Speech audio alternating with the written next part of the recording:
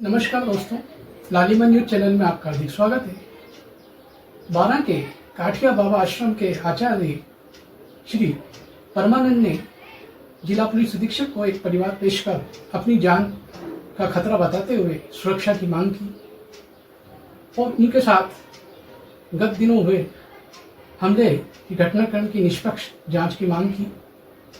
आइए देखिए लालिमा न्यूज पर बारा से हमारे ब्यूरो चीफ श्री योगेश गुप्ता की एक रिपोर्ट। कृपया चैनल को लाइक करिए, शेयर करिए, कमेंट्स करिए और सब्सक्राइब अवश्य करिए। मैं जितेंद्र जी की लालिमा न्यूज जयपुर। जय। मैं परमानंद, मुझे मारने का प्रयास हुआ, आज तक वो प्रयास जारी है। मैं अपनी बात वीडियो के माध्यम से आप लोगों तक, हनुमान जी तक पहुंचा रहा हूं।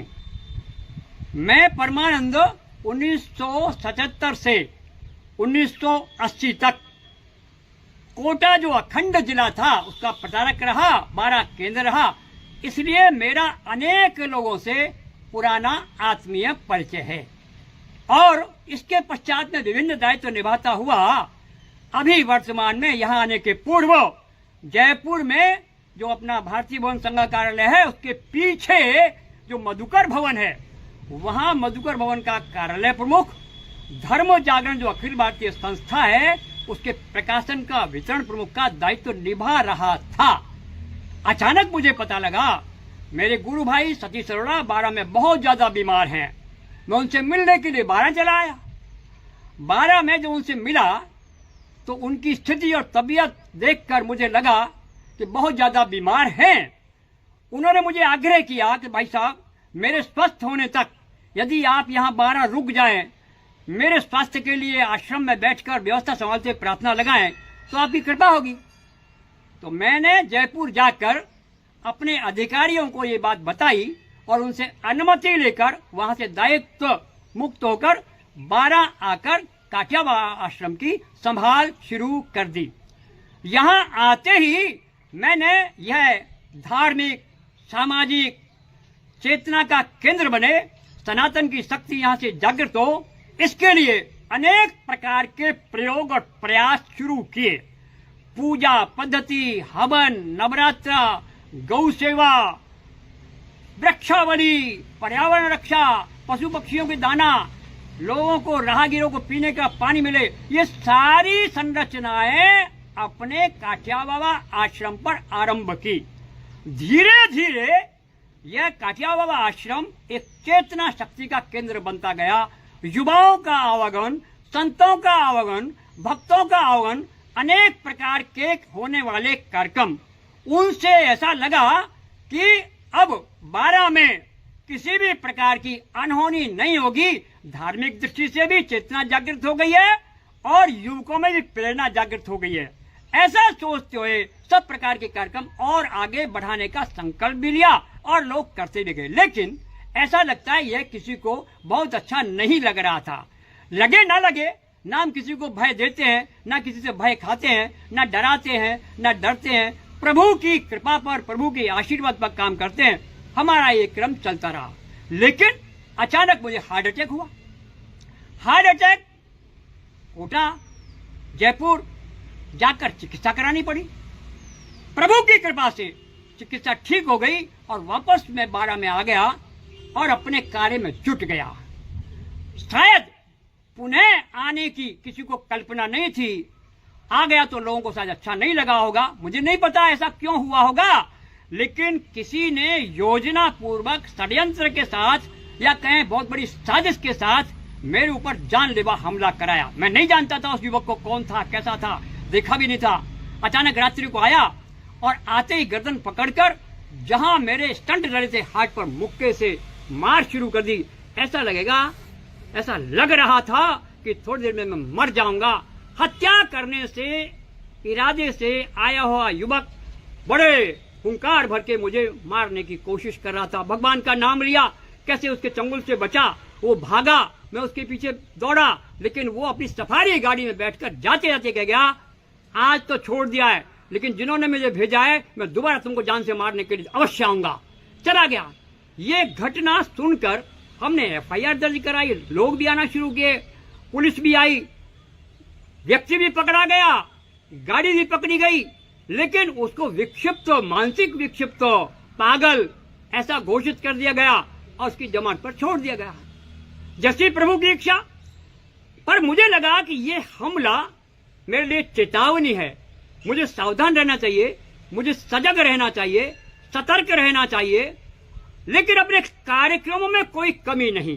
कार्यक्रम एक से बढ़कर एक, हवन, यज्ञ, पूजन सब चलते रहे, गौ सेवा, घुमंतु गाय के लिए अपना घर बने, छाया हो, पानी की व्यवस्था हो, ये सारे भक्त लोग मिलकर करते रहे। करते कराते ये सब चल ही रहा था कि बीच में एक दिन सतीश जी अरोड़ा आश्रम पर आए और उन्होंने कहा कि भाई साहब, ये जो कार्यक्रम आप करते हो, कार्यक्रम आप कराते हो, चूंकि अब वो स्वस्थ हो गए थे, इन कार्यक्रमों को बंद कर देना चाहिए।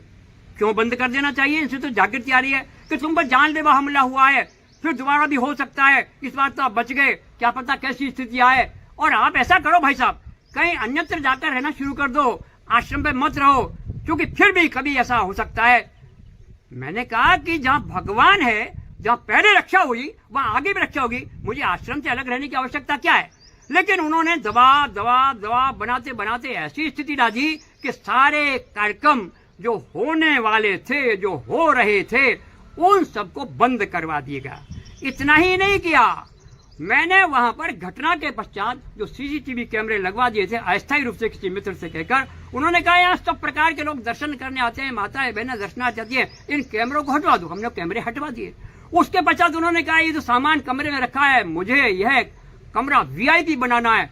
किन किन का सामान है? जितने संगठन यहाँ आते हैं, अपने कार्यक्रम करते हैं, उनका सामान यहाँ है, उनको कहो सामान ले जाएं।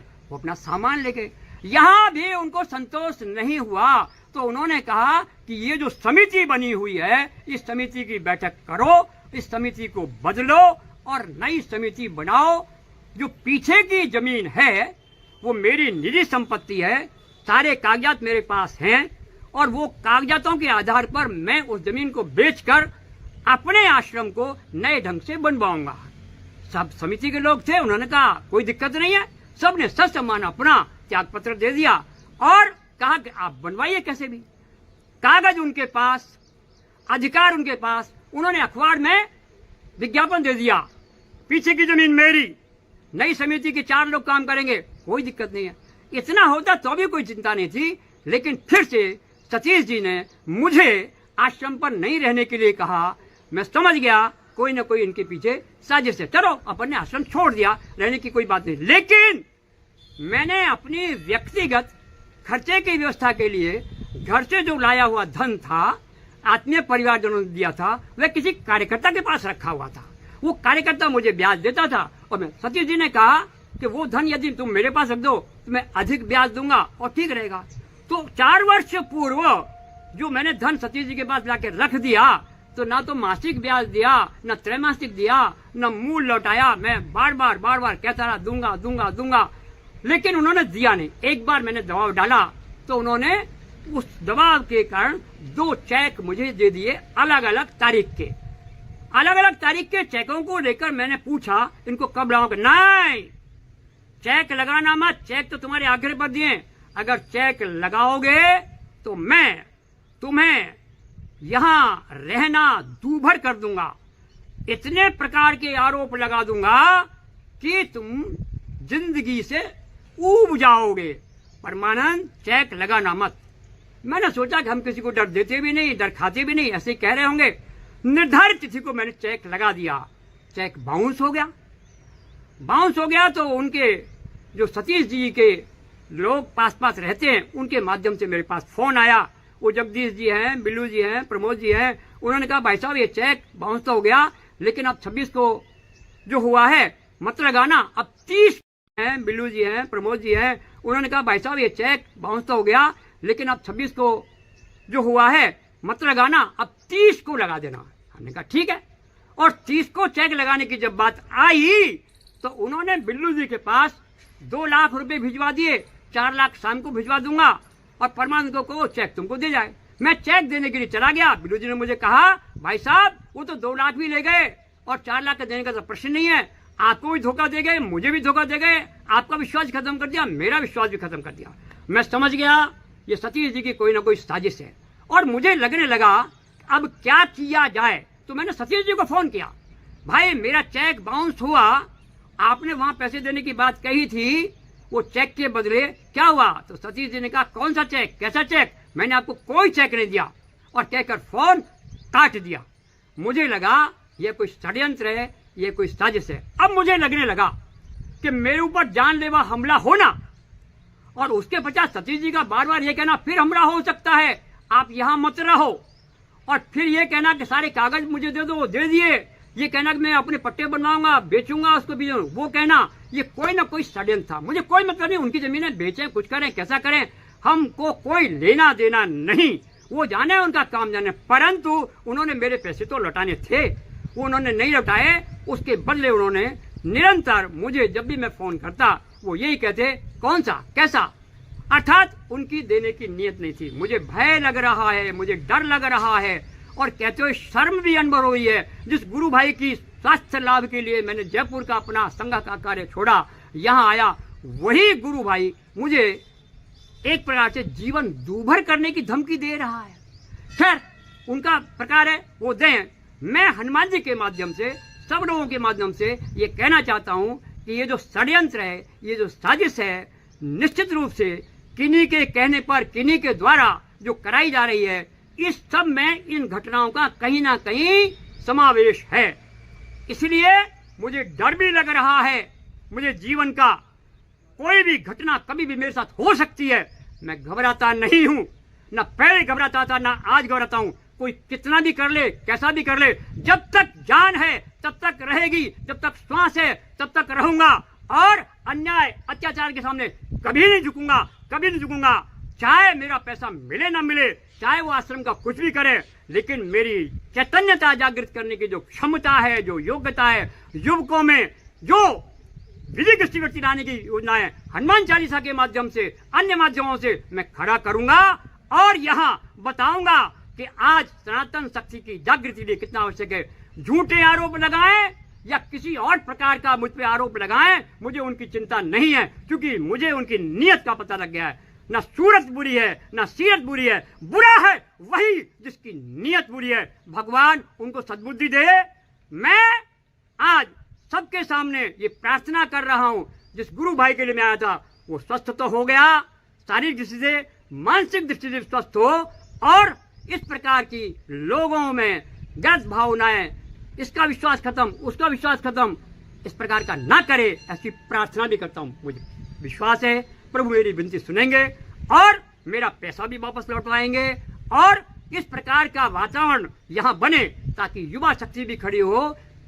हनुमान जी की हनुमान चालीसा हनुमान जी के मंदिर पे नहीं होना, मुझे बहुत दुख के साथ कहना पड़ रहा है। गौ सेवकों ने, गौ रक्षकों ने यह लाठियां खाई, मार खाई, और जब उनकी मांग पूरी हुई तो उन्हें हनुमान जी का आभार व्यक्त करने के लिए आना चाहते थे, उन्होंने अनुमति मांगी।